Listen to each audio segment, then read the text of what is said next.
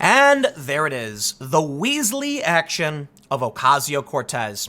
She is in violation of the Constitution, and she was facing real ramifications in a lawsuit.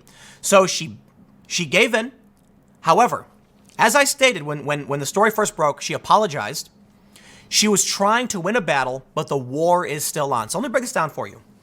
A bunch of anti-Trump individuals sued him for blocking them, and somehow they won. And my understanding is that Trump even lost his appeal. Everybody was shocked, saying, whoa, whoa, whoa. They sued him because Trump blocked them on Twitter, but Twitter's a private service. Well, you know what? In my opinion, if the president is using Twitter, and Twitter is the only place to get this kind of content, then people should be allowed access to it. Of course, Twitter still bans people. It's a bigger issue. But the result of this ruling was interesting. It meant that AOC couldn't block people either, but she did. So what did she do? Ocasio Cortez, they say, is still blocking critics on Twitter despite recently settling a lawsuit saying she violated the First Amendment by preventing people from engaging with her. This is amazing. She settled a lawsuit with Dov Hikind. She acknowledges it was wrong. It's a violation of the Constitution. She is still doing it.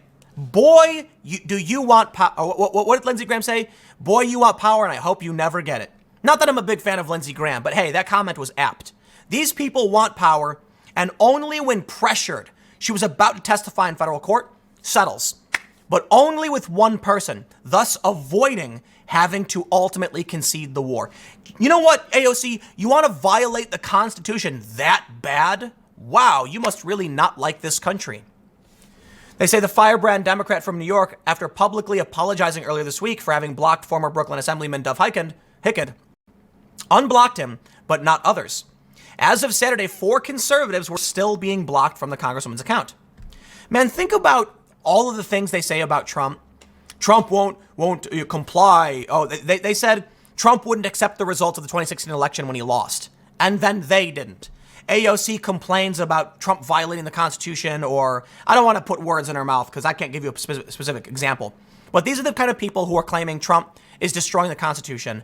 And where are you coming out talking about Ocasio-Cortez doing the same thing and defying court precedent? She settled a suit just so she could get away with it. And she's still doing it. She is trying her hardest to keep violating the Constitution. There should be no safety and comfort for those who want to violate the Constitution. And even after apologizing and settling a suit, still do it? No. She deserves all the scrutiny in the world. The right-wing news outlet Daily Caller also was prevented from looking in on posts made by Ocasio-Cortez, more commonly known as AOC. Now, as for the Caller, I don't know if I'd be interested if they ruled a company, couldn't be banned. We're talking about individuals, but I guess at the end, it doesn't matter what your profile is called. If you're banning people from engaging in conversation. And actually, yeah, Daily Caller is a news outlet, so they're protected under 1A as well.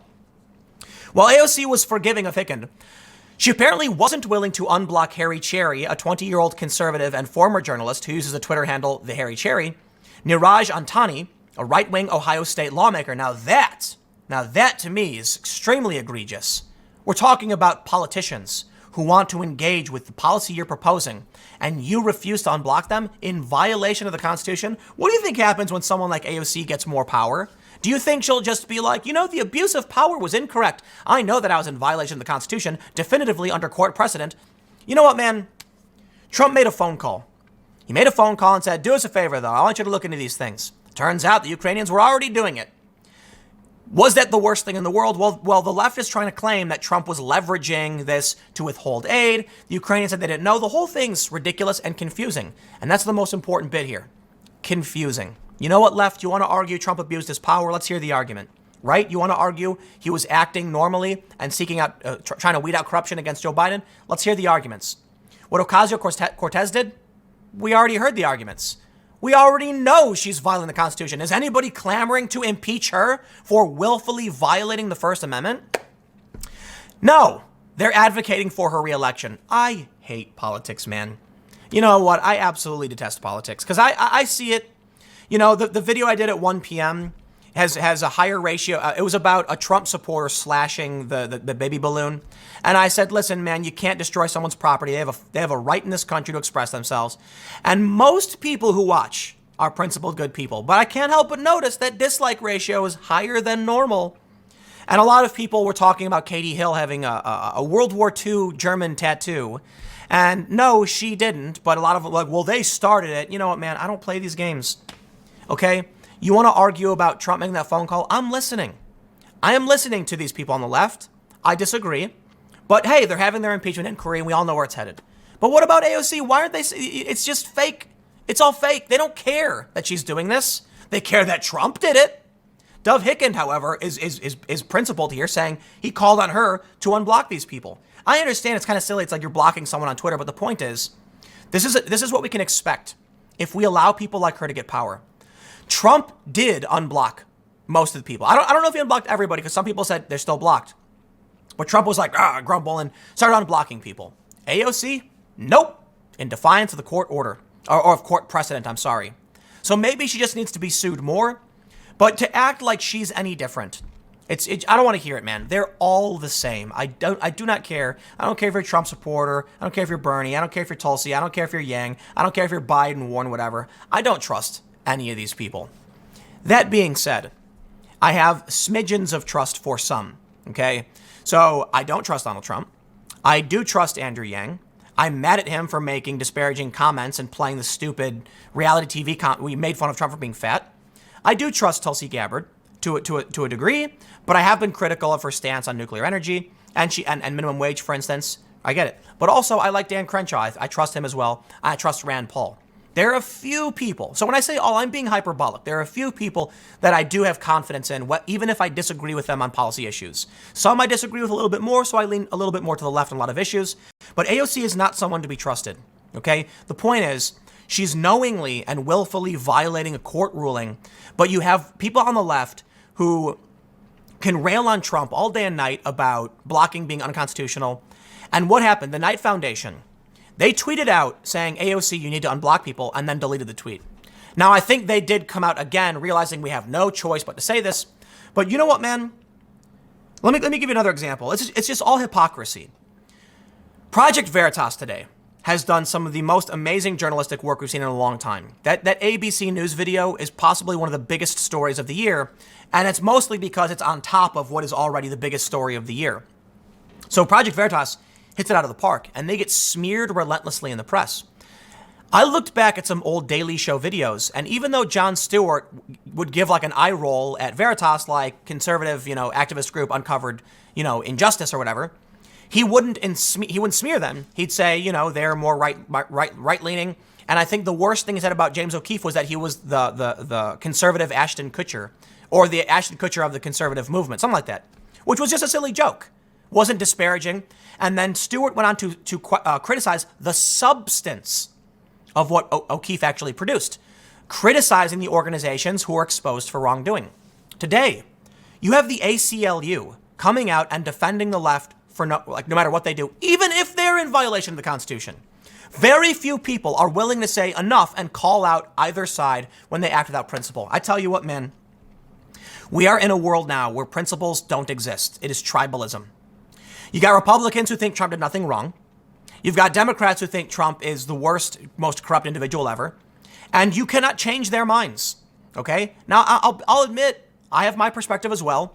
And I'm more inclined to believe, based on the evidence I've read, that what Trump did was likely inappropriate on the phone call. I think Trump's strategy was bad. But that phone call he made, listen, I've read it all, and we have a story about the Ukrainian prosecutor was corrupt and ineffective. So Biden used a quid pro quo for political gain. What's U.S. interest in Ukraine? It's really, really complicated. But the argument you can see from the evidence is that it looks like Joe Biden was intervening because he had familial gain. And then they argue that Trump did the same thing for his political gain. Okay? I don't think Trump did it for political gain. I think, actually, I'll put it this way. I think Trump's motivations were highly personal. He's offended and angry about Russiagate, so he wants to investigate the origins. But I do not see it as being political. I think when you look at the facts, that's clear. But the point I'm trying to make is not that Trump is right or wrong. There is an objective reality. Someone is right or wrong. But I tell you this, man, you will never convince the left, and you will never convince the right. Now, I will end with one important point. A lot of people on the left say there's no point in talking to Trump supporters because you'll never convince them. I think the big problem is that I found many people on the left don't actually watch the news and don't know anything. I talk to people, my friends and family who are adamant that Russia is manipulating our elections to an extreme degree and doing all these crazy things that are proven false. Even BuzzFeed said, stop talking about Russian bots. It's dubious. But they don't watch the news. So yeah, I think that's fair. The reason why you'll find that a lot of my content is closer in alignment to what conservatives are saying is for two reasons. The first, it's because the left has swung so far left they're outside of reality at this point. Okay, Bernie Sanders, he called for a border barrier. So did Hillary Clinton. So did Schumer. They all did. All of a sudden now they don't want it. Look, man, I didn't move anywhere. Okay, I'm where Obama was. But the other issue is, as I pointed out in that Reuters story, if you watch Fox News, you think the economy is good. If you watch MSNBC, you think the economy is bad. Most sources say the economy is good. So if you're watching that and you're on the left, you are not in you are not in the same place as literally everybody else. That makes you the odd person out. In the end, I think if you actually read the news, you'll find that the moderate conservative types are more likely to be correct. Not always, just slightly more likely. You'll find that it's Antifa typically being violent.